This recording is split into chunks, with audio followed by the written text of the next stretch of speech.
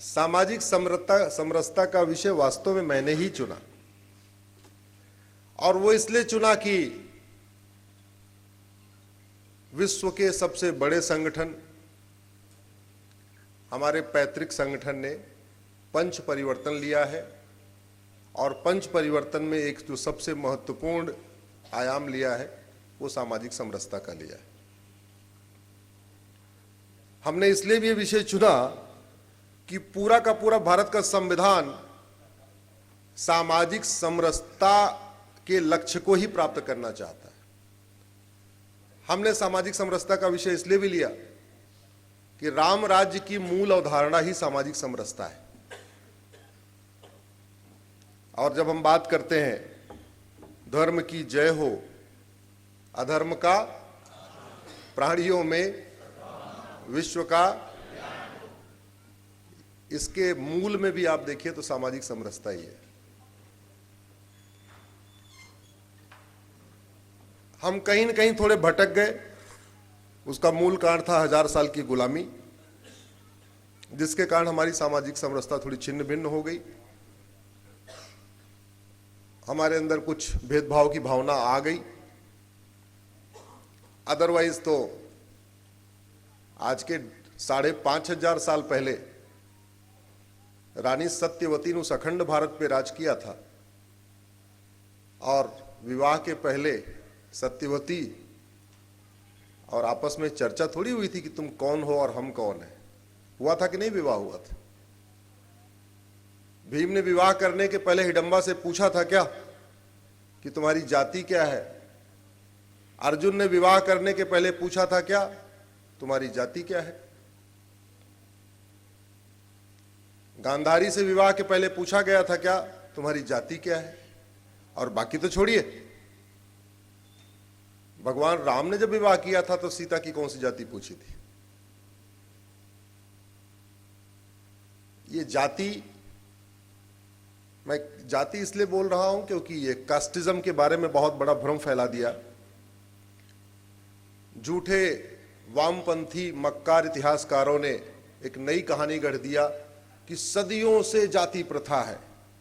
मैं बार बार रिपीट करता हूं, मुझे तुम 5वीं शताब्दी तक कोई जाति बता दो।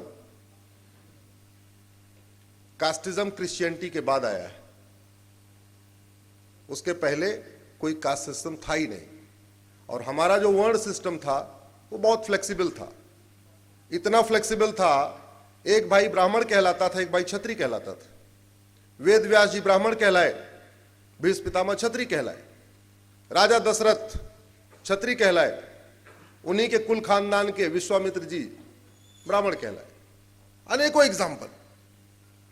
एक और झूठ परोस दिया, सारे राजा क्षत्रिय होते थे। राजा क्षत्रिय होते थे, अंगराज कर्ण की पहचान क्या थी? सूत पुत्र की थी। फिर वो अंग देश का राजा कैसे बन गया? अगर सेना में सारे क्षत्रिय जाते थे तो एकलव्य के पिता जरासंध के मुख्य सेनापति कैसे बन गए? ऐसे अनेक बातें हैं। मुझे लगता है वो लंबा विषय हो जाएगा, लेकिन मैं कुछ ऐसी चीजें हैं जो इन पे चर्चा करना चाहता हूं। सामाजिक समरसता तब आएगी जब पति और पत्नी के बीच में समरसता आएगी। सामाजिक समरसता तब आएगी जब भाई और भाई के बीच में समरसता आएगी। इसलिए सामाजिक समरसता से स्थापित करने के लिए जरूरी है पति पत्नी में समरसता हो जाए, पिता पुत्र में समरसता हो जाए, भाई भाई में समरसता हो जाए, सास बहू में समरसता हो जाए, कुटुंब में समरसता हो जाए, अड़ोसी पड़ोसी में समरसता हो जाए, फिर सामाजिक समरसता भी आ जाएगी। शुरुआत यहां से करनी पड़ेगी। अब सवाल यह, समरसता टूट क्यों रही है?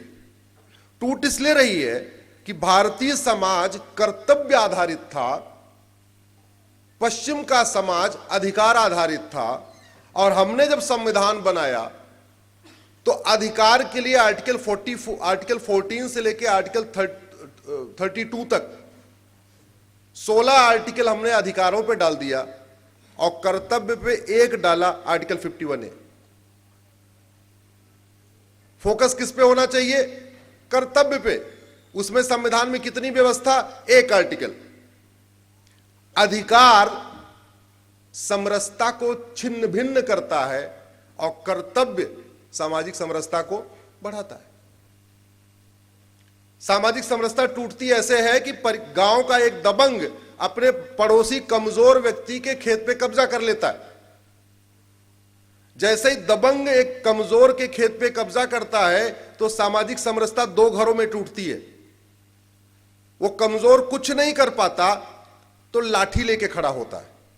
जब वो लाठी लेके खड़ा होता है तो दबंग क्या करता है, 50,000 रुपए थानेदार को देता है, उस कमजोर के खिलाफ एक FIR लिखवा देता है।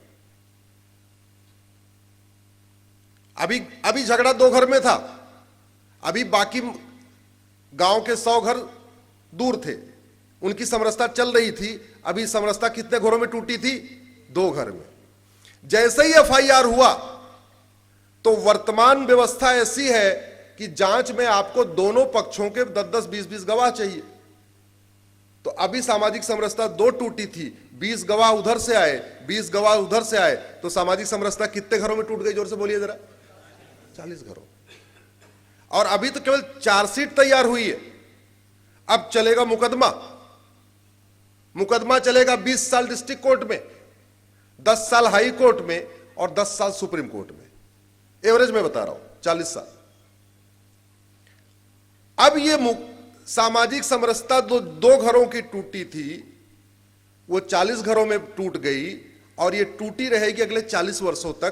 तो 40 वर्षों तक रोटी का रिश्ता खत्म। होली मनाना एक साथ खत्म, दिवाली मनाना एक साथ खत्म। टूट रही है सामाजिक समरसता, टूट रही है झूठी शिकायत के कारण। सामाजिक समरसता टूट रही है झूठे FIR के कारण। सामाजिक समरसता टूट रही है झूठी गवाही के कारण। सामाजिक समरसता टूट रही है अवैध कब्जे के कारण। सामाजिक समरसता टूट रही है झूठे हलफनामा के कारण। सामाजिक समरसता टूट रही है झूठी वसीयत के कारण। सामाजिक समरसता टूट रही है झूठी विरासत के कारण। और ये क्यों? क्योंकि हमारे देश में झूठ बोलना फ्रीडम ऑफ स्पीच है, झूठ बोलना अपराध नहीं है। सामाजिक समरसता सबको पता है जातियों के कारण टूटी हुई है। और जाति व्यवस्था कितनी 1500-1600 साल पुरानी। हमारी मूल व्यवस्था क्या? गोत्र व्यवस्था। आज भी हमारे जितने संस्कार होते हैं उसमें जाति पूछी जाती है क्या? आप पूजा करिए, शादी विवाह करिए, अंतिम संस्कार करिए, नामकरण संस्कार करिए, कोई सा संस्कार करिए, जाति पूछते हैं क्या? क्या पूछते हैं? नाम क्या है और गोत्र क्या है। गोत्र जोड़ता है और जाति। गोत्र व्यवस्था कितने लाभ! जो गोत्र ब्राह्मण का वही गोत्र क्षत्रिय का, वही गोत्र वैश्य का, वही गोत्र दलित का। जो गोत्र हिंदू का वही गोत्र जैन का, वही गोत्र बौद्ध का, वही गोत्र सिख का। जो गोत्र बंगाली का वही बिहारी का, वही मलयाली का, वही तमिलियन का, वही गुजराती का, वही कश्मीरी का, वही पंजाबी का। जो तोड़ने वाली व्यवस्था है उसको हमने पकड़ के रखा हुआ है और जो जोड़ने वाली व्यवस्था है उसको केवल पूजा पाठ के लिए रखा हुआ है। मुझे यादव भारद्वाज मिले, पटेल भारद्वाज मिले, सिंधे भारद्वाज मिले, पाटिल भारद्वाज मिले, पवार भारद्वाज मिले, जैन भारद्वाज मिले, सिख भारद्वाज मिले, बनिए भारद्वाज मिले, छत्री भारद्वाज मिले, बिहार में पासवान भारद्वाज मिले। बाकी तो छोड़िए, मैं प्रयाग का रहने वाला हूं, मैं भारद्वाज। अब मैं क्षेत्र के हिसाब से बता रहा हूं। अयोध्या के सारे छत्री भारद्वाज, मेरठ मुजफ्फरनगर के जाट भारद्वाज और हरियाणा के सैनी भारद्वाज। टूट गई व्यवस्था कि नहीं टूटी? जोर से बोलिए जरा। टूटी। ऐसी कोई बीमारी नहीं जिसकी कोई दवाई नहीं, ऐसी कोई समस्या नहीं जिसका समाधान नहीं। हमें यह देखना पड़ेगा, डॉक्टर की तरीके थोड़ा काम करना पड़ेगा। जैसे डॉक्टर के पास आप जाते हो, बोलो बुखार है, तो पहली बात क्या पूछता है? कब से बुखार है? पूछता नहीं पूछता? तो हमें यह देखना पड़ेगा कोई समस्या है तो यह भी देखना पड़ेगा समस्या कब से है, ऊंच नीच की भावना कब से है। छुआछूत की भावना कब से है? क्या अनंत काल से है क्या? नहीं। हां, वामपंथी इतिहास पढ़ेंगे तो लगेगा अनंत काल से है। इसलिए वामपंथी मक्कारों पे मत जाइए, वो तो हर समस्या को अनंत काल से बता देंगे।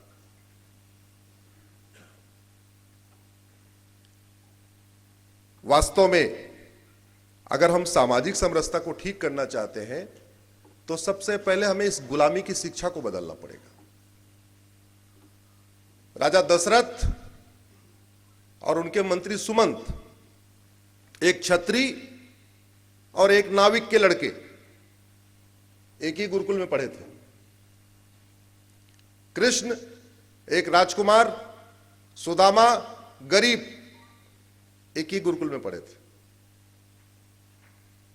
आज ऐसी व्यवस्था है क्या? आज कलेक्टर का बच्चा और कांस्टेबल का बच्चा एक स्कूल में पढ़ता है क्या? जोर से बोलिए जरा। क्लर्क, आपके हवलदार का बच्चा और सेनाध्यक्ष का बच्चा एक स्कूल में पढ़ता है क्या? शिक्षक का बच्चा और शिक्षा मंत्री का बच्चा एक स्कूल में पढ़ता है क्या? होमगार्ड का बच्चा और होम मिनिस्टर का बच्चा एक स्कूल में पढ़ता है क्या? नहीं। हमारे यहां तो ये व्यवस्था थी।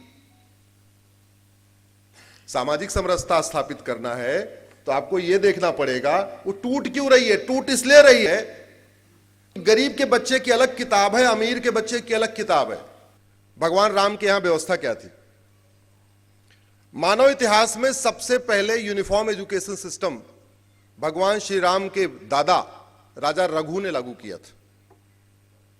उसके पहले गुरुकुल अलग अलग होते थे, 4 वर्णों के अलग अलग होते थे, ब्राह्मण के गुरुकुल अलग, क्षत्रिय के अलग, ये व्यवस्था होती थी। लेकिन राजा रघु ने कॉमन एजुकेशन सिस्टम लागू किया। उन्होंने बोला ना, अब सारे गुरुकुल में सब बच्चे पढ़ेंगे, 4 वर्णों के बच्चे एक साथ पढ़ेंगे। और उसका नतीजा हुआ कि दशरथ जी और सुमंत एक साथ पढ़े। मानव इतिहास में सबसे पहले यूनिफॉर्म सिविल कोड भगवान श्री राम ने लागू किया था। अब अगर आपको इसका इफेक्ट क्या होता है इसको समझिए। आप इफेक्ट इसका कैसे हो रहा है या बाकी व्यवस्था कैसे हो रही, टैक्स व्यवस्था कैसे पूरे सामाजिक समरसता को तोड़ रही है, पूरे सिस्टम को तोड़ रही है। अमर और अकबर 2 दोस्त हैं। अमर के 2 बच्चे, अकबर के 10 बच्चे। ऐसा संभव है क्या? है? हो सकता है? हो सकता है। अमर और अकबर ने तय किया कि अब वो टूर ट्रेवल का काम शुरू करेंगे। ध्यान से सुनिए आप लोग सोशल मीडिया में, और जितनी बात मैं कह रहा हूं इसको ठीक लगे तो बाद में अपने अपने फेसबुक ट्विटर पे शेयर भी करिएगा। अमर और अकबर ने तय किया कि वो टूर और ट्रेवल का काम शुरू करेंगे। अमर अकबर ने तय किया कि दोनों 10-10 गाड़ी खरीदेंगे, 10-10 इनोवा खरीदेंगे। ठीक है, दोनों बराबर दोस्त हैं, बोले एक साथ काम शुरू करते हैं। अमर के 2 ही बच्चे, तो 10 गाड़ी खरीदे कैसे वो? तो फिर उसको बनाना पड़ा अमर टूर एंड ट्रेवल्स, एक कंपनी बनाना पड़ा। अकबर के 10 थे तो अकबर टूर एंड ट्रेवल बनाना नहीं पड़ा, उसने एक एक गाड़ी 10 के नाम पे खरीद दिया। अब अमर ने चूंकि अमर टूर एंड ट्रेवल बना लिया तो वो जीएसटी के दायरे में आ गया 18%। अमर टूर एंड ट्रेवल बना लिया तो इनकम टैक्स के दायरे में आ गया। अब जब जीएसटी और इनकम टैक्स के दायरे में आ गया तो अमर खुद तो कर नहीं पाएगा, उसको सीए की मदद भी लेनी पड़ेगी। कोई सीए है क्या इधर बैठा? बैठा ही होगा, बैठे। अब जरा सोचिए, और चूंकि अमर ने टूर एंड ट्रेवल बनाई तो वो उसको सफेद पट्टे वाली गाड़ी नहीं खरीदेगा, उसके लिए मजबूरी है वो पीली पट्टी वाली गाड़ी खरीदे, यानी वो जो टूरिस्ट में चलती वो वाली गाड़ी। अंतर ये है, सफेद पट्टे का रोड टैक्स कम होता है, वो जो टूर एंड ट्रेवल का पीली पट्टी वाला उसका रोड टैक्स भी ज्यादा होता है। तो जहां अकबर को वही गाड़ी 20 लाख की मिल रही थी, अमर को वो गाड़ी कितने की मिली? 21 लाख की पड़ी। अब टूर ट्रेवल का काम करना है, एक तो अमर को गाड़ी महंगी मिली, दूसरा बच्चे 2 ही थे तो 8 ड्राइवर हायर करना पड़ा। उसने टूर एंड ट्रेवल कंपनी बना लिया तो सीए भी इंगेज करना पड़ा। अब उसको जीएसटी देना है, इनकम टैक्स देना है, तो स्वाभाविक सी बात है जीएसटी इंस्पेक्टर से होली दिवाली मिलन भी करना पड़ेगा, नहीं तो पता चला ऑडिट में कुछ गलत भी कर सकते। तो अमर 12 रुपए पर किलोमीटर से नीचे गाड़ी चला ही नहीं सकता। ड्राइवर भी 8 रखना है, उनका वेतन भी देना है।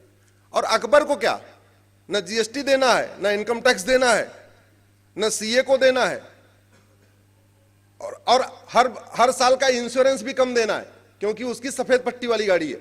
तो सस्ती गाड़ी भी सस्ती खरीदी और हर साल उसका इंश्योरेंस भी सस्ता।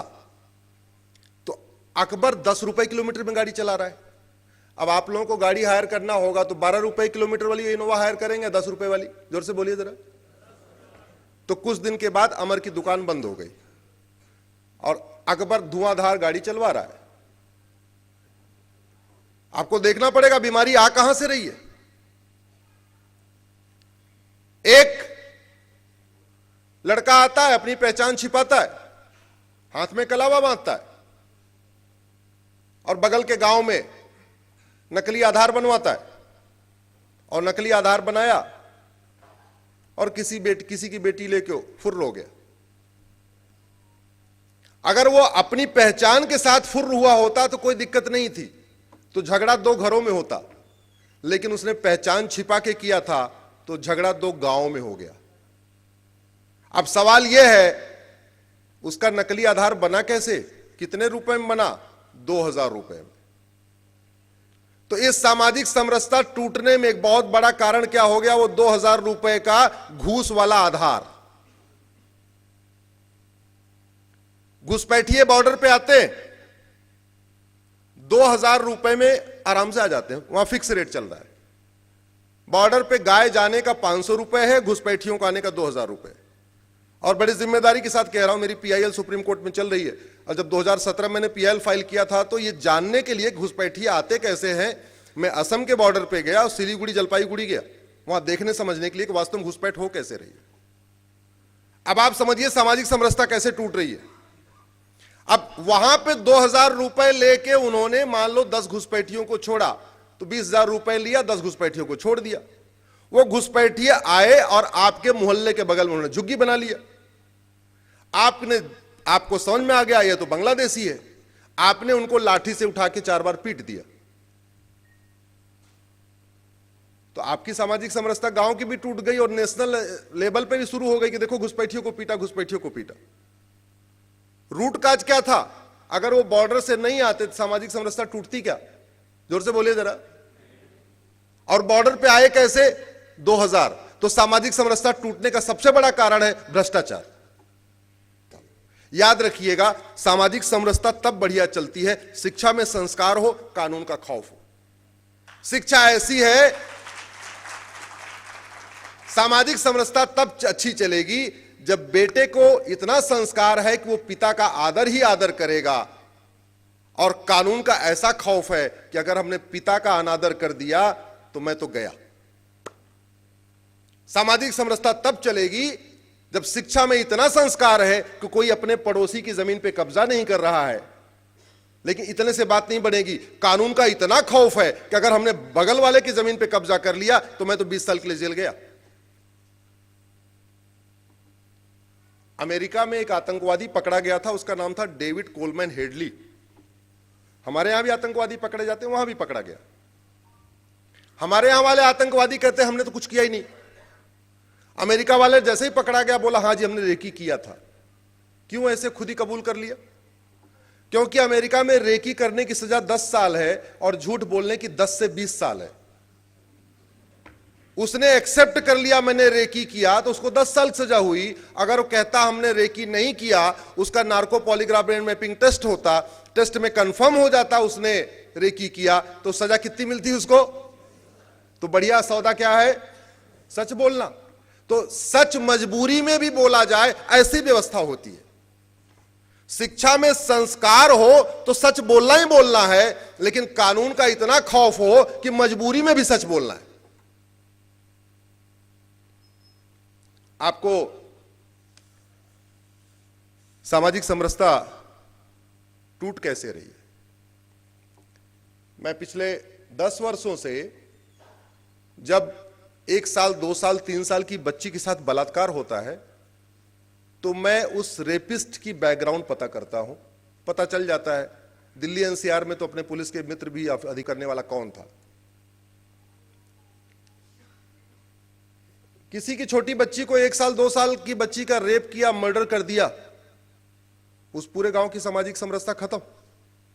गलती से दोनों अलग अलग कास्ट के हैं तो दोनों कास्ट में सामाजिक समरसता खत्म हो गई, और दोनों अगर रिलीजन के हैं तो उस पूरे रिलीजन की सामाजिक समरसता खत्म हो गई। और जानते हैं 1 साल की 2 साल की बच्ची का जो रेप करता है वो कभी अपने होशो हवास में करता नहीं। आज तक मैंने कम से कम 1000 से ज्यादा रेपिस्ट की बैकग्राउंड पता किया, या तो वो ड्रग एडिक्ट है या तो वो शराबी है। और सामाजिक समरसता टूटने के लिए चौथा स्तंभ जिम्मेदार है, जो सुबह से लेकर शाम तक ब्रेकिंग न्यूज तो ढूंढता रहता है लेकिन किसी समस्या के मूल कारण और अस्थायी समाधान पे चर्चा ही नहीं करता। सुबह से लेकर शाम तक टीआरपी के चक्कर में पड़ी हुई है। देश कहां जा रहा है, समाज कहां जा रहा है, समस्या क्या है, उसका मूल कारण क्या है, अस्थायी समाधान क्या है, उस पर चर्चा नहीं करती। और पांचवा स्तंभ समाज भी जिम्मेदार है कि जो अच्छे समझदार बुद्धिजीवी हैं वो ऐसे कहते हैं, अरे ऐसे पचड़ों में क्यों पड़ना, ऐसे पचड़ों में क्यों पड़ना। कल मैंने बताया था आप में से कई लोगों को सामने, मैं प्लेस ऑफ वर्शिप एक्ट को हम लड़ाई लड़ रहे हैं सुप्रीम कोर्ट में। हमारे सामने फॉर्मर कैबिनेट सेक्रेटरी आए हुए हैं हमारी पीआईएल डिसमिस कराने के लिए, फॉर्मर होम सेक्रेटरी हमारी पीआईएल डिसमिस कराने के लिए आ चुके हैं, फॉर्मर चीफ इलेक्शन कमिश्नर आए हुए हैं S Y Quraishi, former lieutenant governor Najeeb Jung आए हुए हैं, इतिहासकार रोमिला थापर आई हुई हैं। मतलब 20 से ज्यादा बड़े जर्नलिस्ट आए हुए हैं, 20-25 से ज्यादा बड़े सीनियर ब्यूरोक्रेट आए हुए हैं, कई जज आए हुए हैं, राज्यपाल आए हुए हैं, इंफॉर्मेशन कमिश्नर आए हुए हैं, इलेक्शन कमिश्नर आए हुए हैं, सब आ गए। लेकिन हमारी तरफ वालों को लगता अरे पीआईएल फाइल करूं, मैं तो कलेक्टर रिटायर हुआ, मेरी इमेज खराब हो जाएगी, मैं तो कप्तान रिटायर हुआ, मैं कैसे जाऊं, मैं तो प्रोफेसर था, मैं तो वाइस चांसलर था, मैं तो फला था, मैं तो फला था, मैं जो भी है। उधर शर्म नहीं आती, हमारे वालों को शर्म आती है। तो चारों स्तंभ के साथ पांचवा स्तंभ भी कहीं कहीं जिम्मेदार है, जो खुल के चीजों को नहीं बोल रहा, जानता है फिर भी नहीं बोल रहा है। अरे हम कहते कुछ मत करो, सारे बुद्धिजीवी कम से कम फेसबुक पे 5,000 फ्रेंड बना के उस पर लिखो, तो समस्या लिखो, मूल कारण लिखो, समाधान लिखो, हो जाएगा, समाधान हो जाएगा।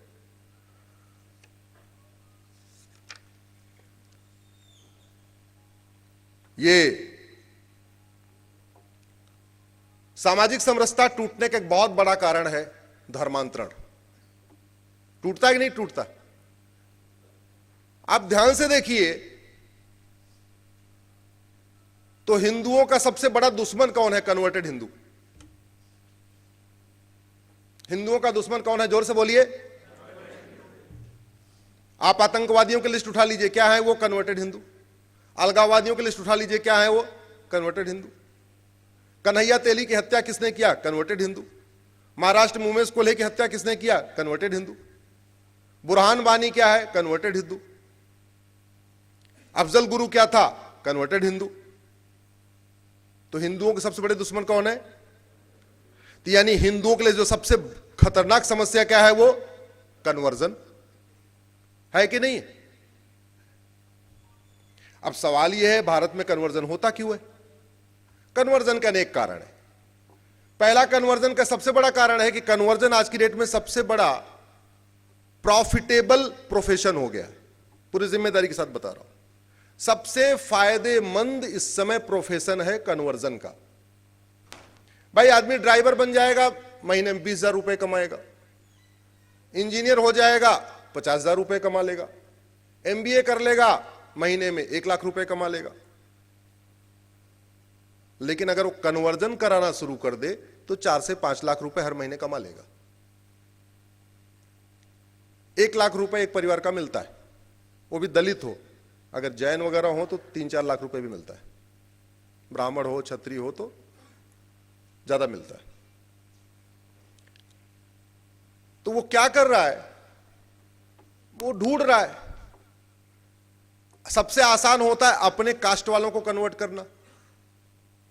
तो जो दलित है वो बाकी दलितों को कन्वर्ट कर रहा है, उसको एक एक परिवार पे 1 लाख रुपए मिल रहा है, महीने में 5 परिवार कन्वर्ट करिए, 5 लाख रुपए हो गया। धीरे धीरे उसकी अपनी फ्लैट बन जाता, उसका मकान बन जाता, उसकी गाड़ी बन जाती है। अब सवाल ये जो पैसा आया कैसे? ये खाड़ी देशों से हवाला के जरिए आ रहा है और पश्चिम देशों से एफसीआरए के जरिए आ रहा है। 2010 में कांग्रेस ने ये कानून बनाया इसी काम के लिए था कि जिससे माओवादियों, नक्सलियों, जिहादियों, चरमपंथियों को बाकायदा प्रॉपर फंडिंग होती रहे। तो जब तक आप एफसीआरए खत्म नहीं करेंगे तब तक फंडिंग नहीं बंद होगी, जब तक फंडिंग नहीं बंद होगी तब तक कन्वर्जन बंद नहीं होगा। जब तक खाड़ी देशों से हवाला का पैसा जो आ रहा है जब उसको नहीं बंद करेंगे तब तक कन्वर्जन बंद नहीं होगा। तो आपको, और कन्वर्जन बंद नहीं होगा तो सामाजिक समरसता टूटेगी, बार बार टूटेगी, बार बार टूटेगी। जब चंगाई सभा होगी, चंगाई सभा क्यों हो रही है? उनको पैसा आ रहा है, उनको रिपोर्ट देनी पड़ती है कि इस महीने हमने इतने लोगों को कन्वर्ट कर दिया, उसी रेशियो में उनको पैसा आना है। तो चंगाई सभा लगाना तो अपने आप में, जैसे लोग पेट्रोल पंप खोलते हैं, कोल्ड स्टोर खोलते हैं, बाकी फैक्ट्री खोलते हैं, तो चंगाई सभा उनके लिए वही है। जितना उसमें करेंगे उतना उनको पैसा आएगा। तो जब तक आप पैसा नहीं बंद करेंगे तब तक कन्वर्जन बंद नहीं होगा, जब तक कन्वर्जन नहीं बंद होगा तब तक सामाजिक समरसता नहीं आ सकती है। रोज झगड़ा होता रहेगा, मुकदमा चलेगा, तोड़फोड़ होगी, ये होता रहेगा। कन्वर्जन का एक बड़ा कारण आपको बताता हूं जिसपे सामान्यतः चर्चा नहीं होती है, मेरी पीआईएल चल रही है। कन्वर्जन का सबसे बड़ा कारण है ये माइनॉरिटी मेजॉरिटी का कॉन्सेप्ट।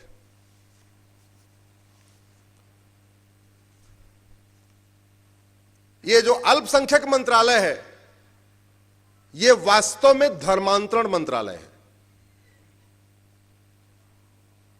मेरी पीआईएल चल रही है सुप्रीम कोर्ट में इसके खिलाफ, मैंने चैलेंज किया हुआ है। मैंने 1991 का प्लेस ऑफ वर्शिप एक्ट भी चैलेंज किया है, 1992 का माइनॉरिटी कमीशन एक्ट भी चैलेंज किया है, 1995 का वक्फ एक्ट भी चैलेंज किया हुआ है। कांग्रेस के 50 से ज्यादा कानून हम हाई कोर्ट, सुप्रीम कोर्ट में लड़ रहे हैं उनके खिलाफ।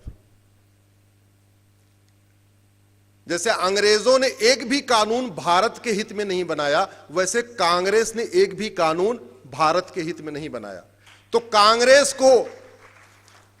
को कोसने से कुछ नहीं होगा जब तक आप कांग्रेस के कानूनों को नहीं बदलेंगे या खत्म करेंगे। बड़ी सीधी सी बात है।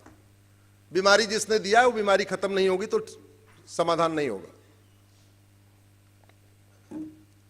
अब ये माइनॉरिटी अफेयर मिनिस्ट्री से कन्वर्जन कैसे हो रहा है? झुग्गी में रहने वाले सब एक बराबरी होते हैं, सबकी आर्थिक स्थिति एक जैसी होती है। झुग्गी नंबर 1 में हिंदू है, झुग्गी नंबर 2 में क्रिश्चियन है, झुग्गी नंबर 3 में मुस्लिम है। झुग्गी नंबर 1 वाला हिंदू है इसलिए उसको वजीफा नहीं मिलता। झुग्गी नंबर 2 और 3 वाले को 1000 रुपए मिल रहा है। गरीब क्या करे? 1000 रुपए उसके लिए एक बड़ी इंपॉर्टेंट होती है। जाके टीचर से पूछता है, भाई हमारे बच्चे को पैसा क्यों नहीं मिल रहा, तुम बगल वाले को 1000 रुपए हर महीने क्यों मिल रहा है? बोले वो इसलिए मिल रहा है क्योंकि वो माइनॉरिटी है, क्रिश्चियन है, हिंदू है। हमारे बच्चे क्यों नहीं मिल रहा? मैं भी तो गरीब हूं, यूं हूं। भाई गरीब आदमी क्या कहेगा? नहीं तुम्हें नहीं मिल सकता, तुम हिंदू हो। क्या करना पड़ेगा? मुस्लिम बन जाओ या क्रिश्चियन। मुस्लिम बनने के लिए नाम भी बदलना पड़ेगा। बोला दूसरा क्या रास्ता है? बोले दूसरा रास्ता, तुम्हारा नाम भी राम कुमार रहेगा, तुम्हारे पिता का नाम भी श्याम कुमार रहेगा, सब कुछ एज इट इज चलेगा। तुम्हें केवल रिलीजन वाले कॉलम में क्रिश्चियन लिखना है। बाकी तुम जैसे तुम अपना शुरू में कहेगा तुम अपना त्योहार भी मनाओ, जैसे करते हो, शादी विवाह जैसे करते, सब अपना करते रहो, केवल रिलीजन वाले कॉलम में तुम क्या लिख दो? क्रिश्चियन। अब रिलीजन वाले कॉलम उसने क्रिश्चियन लिख दिया, 1000 रुपए उसको आना शुरू हो गया। 1000 रुपए आना शुरू हुआ। अब 6 महीने बाद उसको ब्लैकमेल करना शुरू करते हैं। भाई तू तो क्रिश्चियन है यार, तो तूने ये माला कैसे पहनी है? बेचारा निकालेगा, 1000 रुपए चाहिए।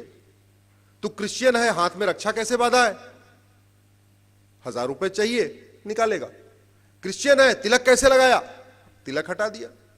क्रिश्चियन है, तेरे गले में क्रॉस नहीं है, तो क्रॉस पहन लिया। क्रिश्चियन है, तू संडे को चर्च में कभी दिखता ही नहीं है, तो चर्च जाना शुरू कर दिया। और ग्रेजुअली धीरे धीरे साल 1.5 साल के अंदर उस माइनॉरिटी अफेयर मिनिस्ट्री के वजीफा वाली स्कीम ने एक हिंदू को क्या बना दिया? क्रिश्चियन। अब जब तक वो हिंदू था तब तक उसकी सोच वसुधैव कुटुंबकम वाली थी, नारी तू नारायणी वाली थी, सर्वमंगल मांगल्य वाली थी। जब तक वो हिंदू था तब तक यत्र नारस्तु पूज्यते रमन्ते तत्र देवता वो सोच रहा था। जब तक वो हिंदू था तब तक सबका साथ सबका विकास सोच रहा था। लेकिन जैसे वो कन्वर्ट हुआ तो वहां उसको क्या पढ़ाया? इधर वालों को जो इसको मानेंगे उनको तो हीवन मिलेगा, जो नहीं मानेंगे उनको हेल मिलेगा। तो एक काम करो, तुम्हारे और जो रिश्तेदार हैं वो हेल में चले जाएंगे, नरक में चले जाएंगे, उनको भी इधर ले आओ, पैसा भी मिलेगा और स्वर्ग भी मिलेगा। फिर वो दलित अपने मौसी से, चाची से, बुआ से, फूफा से उनको कहता है इधर आ जाओ ना, उधर क्या है, 1000 रुपए भी मिल रहा है, स्वर्ग जाने का रास्ता भी मिल रहा है। आप बताइए, अल्पसंख्यक मंत्रालय इसके लिए जिम्मेदार है या हम आप जिम्मेदार है? कौन जिम्मेदार है? मैं इसलिए कहता हूं, 1992 में कांग्रेस ने माइनॉरिटी कमीशन बनाया। 2006 में भारत में पहली बार माइनॉरिटी अफेयर मिनिस्ट्री 2006 में बनी, उसके पहले कभी होती नहीं थी। सोशल जस्टिस मिनिस्ट्री थी, वो सबका कल्याण कर रही थी।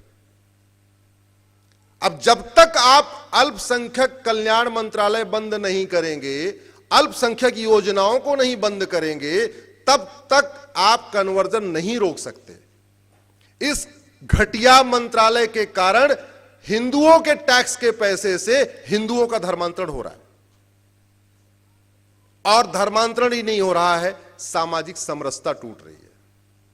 चूंकि विषय मेरा सामाजिक समरसता है, इसलिए मैं उसका ये मैंने एग्जांपल इसलिए दिया। तो हमारा क्या टूट रहा है? सामाजिक समरसता टूट रही है। सामाजिक समरसता तब सही होगी जब हमारा जुडिशियल सिस्टम अच्छा होगा, जब झूठ बोलना गंभीर अपराध होगा, झूठ बोलने पे कठोर दंड मिलेगा। झूठ, अच्छा एक चीज बताओ, आप कानून बनाने की कोई लागत आती है क्या? जोर से बोलिए जरा। नार्को पॉलीग्राफ ब्रेन मैपिंग कानून बनाने की कोई लागत आएगी क्या? फायदा होगा कि नहीं होगा? बाकी तो छोड़ो, गुलामी की हम काली कोट तक नहीं बदल पाए। वही अरे छुट्टी का शेड्यूल तक नहीं बदल पाए। अंग्रेजों को यहां गर्मी में बहुत गर्मी लगती थी तो वो मई में छुट्टी कर चले जाते थे, जून में छुट्टी करके थे, जुलाई में लौटते थे। वो व्यवस्था आज भी चल रही है। अंग्रेजों को दिसंबर में क्रिसमस मनाना होता था, पूरे दिसंबर छुट्टी कर चले जाते थे, क्रिसमस मना के जनवरी में लौटते थे। वो छुट्टी का शेड्यूल आज भी चल रहा है। हमारा कोट भी वही, हमारा गाउन भी वही, हमारी सोच भी वही, पीछे का दरबान भी वही, उसकी टोपी भी वही, कुर्सी भी वही। अरे जब सब कुछ गुलामी का है तो सोच भारत की कैसे हो जाएगी? दरबान की स्टाइल वही। इसलिए मेरा मानना है, मैंने समय की सीमा लांघ लिया है, मैं अपनी बात को क्लोज कर रहा हूं। बहुत बहुत धन्यवाद, बहुत बहुत आभार। भारत माता की, भारत माता की, भारत माता की।